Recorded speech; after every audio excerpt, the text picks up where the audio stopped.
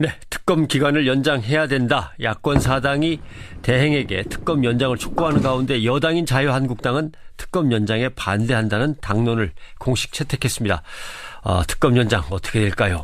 자유한국당의 대선 주자입니다. 원유철 의원을 연결해서 특검 연장에 반대하는 좀 얘기를 들어보도록 하겠습니다.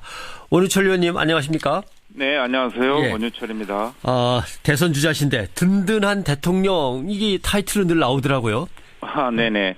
제가 2주 전에 그 든든한 대통령, 국민 모두가 편안한 강한 대한민국이라는 슬로건을 가지고 출마 선언했습니다. 예. 지금 우리 대한민국이 일찍이 겪어보지 못했던 이 복합 위기가 한꺼번에 몰려오고 있는 상황이지 않겠습니까? 그렇죠. 예.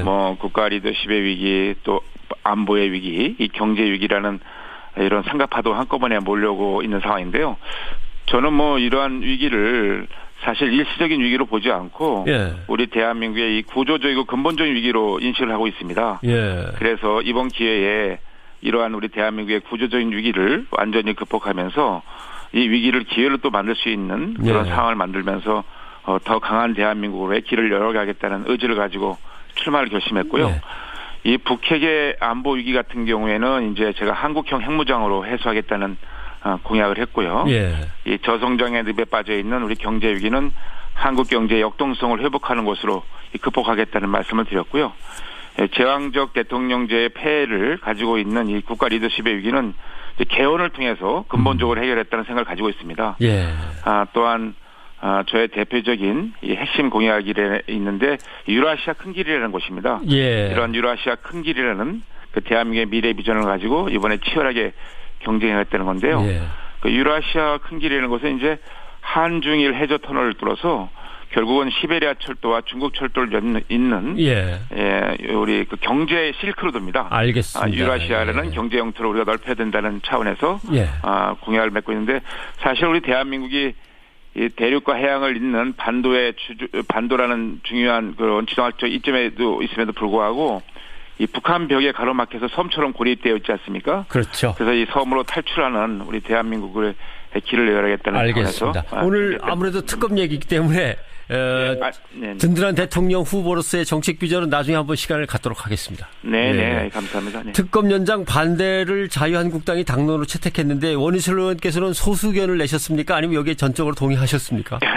저도 당원의 한 사람으로 이 당론에 같이 함께 해야죠. 이 특검 연장에 대해서는 이 황교안 대행께서 이제 결정할 사안이라는 데에 대해서 어저께 우리 의원총회에서 의원들이 의견을 같이 했습니다. 그런데 이제 현재로서는 특검을 연장할 이유가 없기 때문에 특검 연장과 또 특검 기간을 연장하는 내용의 법 개정에도 반대하는데 우리 의원총회에서 의원들이 의견을 모았고요. 다 같이 만장일치로 박수로 채택되었습니다. 네네. 그런데 원유철 의원께서는 야권의 대선 주자들이 정권을 잡으려고 촛불로 헌재를 압박한다라고 말씀하신 적이 있어요. 네네. 근데 따지고 보면은 여권도 그러면 정권을 유지하려고 촛불을 무시하는 거 아닙니까? 제가 이제 이런 제안을 했습니다.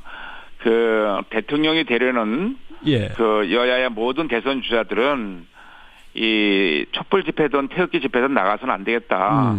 지금 대한민국의 주말은 마치 두동강이 나듯이 되고 있고 탄핵이 인용이 되든 기각이 되든 이 후폭풍이 어마어마할 텐데 이 정치권에 있는 우리들이 민의의 전당인 여의도에서 이것을 용광로처럼 녹여야지 마주 달리는 기차에 올라타서 기름을 부어서는 되겠느냐 이런 취지로 성명을 발표했고요.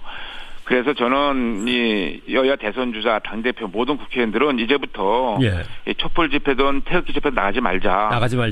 물론 일반 시민들께서는 나가셔서 의사를 표현할 수 있고 할 수 있습니다. 그렇지만 우리 정치인들은 그것을 담아내는 역할을 해야지. 거기 가서 같이 부추기고 또 그것을 통해서 정권을 잡으려면 되겠습니까? 알겠습니다. 그래서 저는 그런 차원에서 말씀을 드린 거고요. 그리고 아까 얘기하신 것 중에 헌재 말씀하신 거에 대해서 말씀드리면 지금 헌재 결정을 우리가 존중하자는 차원에서 제가 여야 대선 주자들에게 헌재 결정 승복을 하는 협약식을 갖자고 또 성명을 발표하고 제안을 한 적이 있습니다. 그거는 좀 그런 취지에서 말씀드린 거라서 이해해 주시면 감사하겠습니다. 그 황교안 대행이 알아서 결정할 문제가 아니냐라고 하면서 뒤에 특검 연장 반대가 당론으로 만장일치다 그러면 황대행한테 이건 반드시 부결시키라고 압박을 하시는 거 아닙니까? 지금 야사당에서는 황대행에게 특검에 대한 연장을 하라고 지금 압박을 하고 있는 거 아니겠습니까? 예. 예. 저희는 이제 그 당의 입장을 이렇게 정한 거고요. 그거는 저희들이 오히려 자꾸만 계속 이 국회나 야당에서 그 압박을 하는 모양새가 과연 옳은가? 예. 특검 수용과 관련돼서 그건 옳지 않다. 저희는 일방적인 그 특감 연장 시도 그리고 연계된 이 특검법 개정안 강행 처리 시도는 어떻게 보면 일종의 정치 공세라고 좀 보고 있어요. 왜냐하면 예. 무엇보다도 야당이 이제 3월 초에 이제 이정미 대행의 임기가 끝나기 전에 헌재 판결이 나야 된다고 이렇게 주장을 하고 계시지 않습니까? 예. 근데 헌재 심판은 늦춰서는 안 된다고 하시면서 그 전제가 되는 특검은 기간을 연장해야 한다는 것은 좀 앞뒤가 안 맞는 모순된 행태를 보이고 있는 거죠. 그래서 저는 이 야당이 대선 직전까지 이 특검 전국 속에서 선거를 치르겠다는 그 선거 전략 차원의 공세가 아닌가 싶어서 좀 이런 비판도 있다는 말씀드리고 싶고요. 알겠습니다. 이제는 뭐 특검이든 검찰이든 다 사법 체계에서 진행되고 있기 때문에 믿고 정치권에서는 이 사법부에 대해서 입법권을 가지고 너무 관여하는 건 옳지 못하다. 예. 저는 이렇게 생각하고 있습니다. 청취자 문자가 바로 들어왔는데 특검 전에 70일 하고 30일 연장 합의하지 않았냐. 이제 국민들이 이걸 다 외우고 있습니다. 네네네. 이 약속은 뭐 어떻게 된 겁니까? 제가 확인해 본 결과 예. 그렇지 않다고 얘기를 들었습니다. 그렇지 제가 않다? 직접 그 당사자한테요. 예. 알겠습니다. 근데 국회가 특검을 하자고 한 거고 수사가 미진하면 수사를 더하면 되지 뭐 이렇게 간단한 문제를 수사 중단 압박 수사 방해가 당론 이렇게 나가는 거는 좀 초라하지 않냐. 명분상 이런 얘기입니다. 지금 이게 사실 특검이라는 것은 이제 정상적인 상황은 아니지 않습니까? 이 검찰, 그러니까 법안의 통상적인 제도권에서 해야 되는데 그럼에도 불구하고 우리 여당이 당시에 양보를 해서 이 특검의 검사를 야당이 추천한 사람 중에서 대통령이 임명하게 되지 않습니까? 사실 이런 적이 없었어요. 이런 법안이 아시다시피.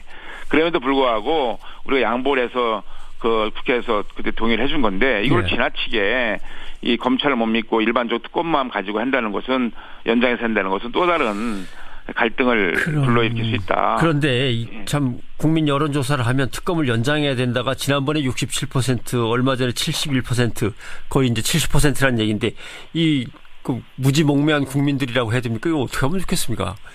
뭐 그렇지 않고 이제 국민들께서는 이제 하루빨리 이제 그 진실을 밝혀서 이 탄핵 정국을 조속히 해결해라라는 뜻이 담겨 있는 그런 말씀이겠죠. 예, 알겠습니다.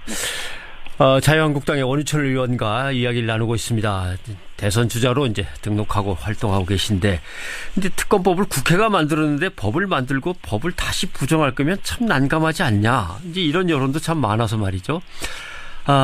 시한대로 맞는 거고요. 이제 끝나는 겁니다. 종료가. 그러니까 뭐 부정하는 것이 아니고요. 특검법이 그대로 이제 그 시한이 특검법이라는 것은 이제 한시법이지 않습니까? 그러니까 거기 종료가 되면 종료가 되는 거죠. 네, 알겠습니다. 무제한으로 연장하자는 건 아니고 조금만 연장하자는 거에도 동의가 절대 안 됩니까? 지금 이제 아까도 말씀드렸다시피 그 헌재의 그 결정은 빨리 이정미 대행이 끝나기 전에 하라고 하고 특검 연장하라고 하고 이런 것들이 이제 주어진 시간에 마무리를 빨리 지어서 해야 되는 거고요. 거듭 말씀드리지만 이 특검 연장은 이제 황 대행께서 판단하신 문제지만 우리 당에서는 그러한 입장을 가지고 아까 말씀드린 대로 그런 입장을 가지고 당론으로 채택했다는 것을 다시 한번 말씀드립니다. 예, 알겠습니다. 헌재 얘기 조금만 여쭤본다면 헌재 탄핵 심판이 막바지를 향해 가고 있는데 박 대통령 측의 최종 변론 출석을 22일까지 밝히라 이제 요구한 헌재가 있고 박 대통령 쪽에서는 시간을 갖다 또 끌고 싶은 모양이고 이 상황을 원 의원께서는 어떻게 보십니까? 저는 뭐 이 재판을 고의로 진행시키는 것은 안 된다고 보고 있습니다. 그렇지만 지연시키는 건 안 된다. 그렇지만 재판의 공정성도 충분히 담보돼야 된다고 생각합니다. 왜냐하면 그래야지만 후폭풍이 적을 것이라고 생각되고요. 저는 이제 뭐 법률가는 아니지만 법률가 출신 아니지만 이 공정하고 신속한 재판이 돼야 된다. 이 공정성이 굉장히 중요하다고 보고 있고요. 이 대통령 측이 최종 변론 준비에 시간이 부족하고 또 대통령의 최종 이 변론 기일 출석 여부를 검토하는 데 시간이 필요하다고 하면서 요청하는 거 아니겠습니까? 그러니까 사안이 워낙 중대하기 때문에 법적인 검토와 이 준비에 시간이 필요한 것이라고 보여지기 있어요. 알겠습니다. 그래서 대통령 측의 최종 변론 연기에 대해서 뭐 입장을 뭐 이제 곧 결정하겠지만 저는 그 대통령 변론 입장에서는 충분히 제기할 수 있는 문제다 이렇게 판단하고 있습니다. 알겠습니다. 네. 홍준표 경남지사가 2심에서 무죄를 선고받자 바로 빨리 복당시켜줘야 한다고 얘기하셨어요.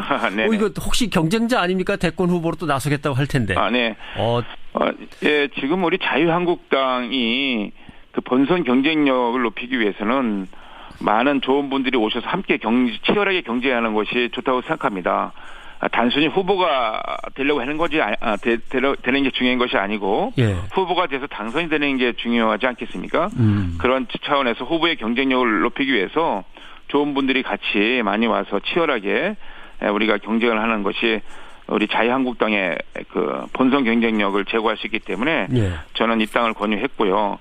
그래서 치열하게 저하고 이제 하자. 네, 그랬습니다. 그리고 또 지금 무엇보다도 우리 대한민국이 지금 그 안보 상황도 그렇고 경제적으로도 어렵고 여러 가지 총체적인 위기 상황에 놓여 있지 않습니까? 그래서 이러한 위기를 극복하기 위해서라도 우리 그 범보수 중도 세력이 하나로 뭉쳐서 이 난국을 극복하자 이런 차원에서도 말씀드렸죠. 네, 알겠습니다. 오늘 자유한국당의 지금 대선 주자로 나서신 원유철 의원을 모셨습니다. 오늘 고맙습니다. 네, 감사합니다.